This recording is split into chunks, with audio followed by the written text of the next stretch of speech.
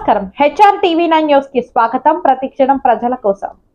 కృష్ణా జిల్లా పామర్రు నియోజకవర్గం సార్వత్రిక ఎన్నికలు అనంతరం జరిగే అల్లర్లు గొడవలు దృష్టిలో పెట్టుకుని మండలంలో సమస్యాత్మక గ్రామాలు అనుమానిత ప్రదేశాలలో కార్డన్ సెర్చ్ నిర్వహించామని Pamidimukkala circle inspector M Kishore Babu తెలియజేశారు.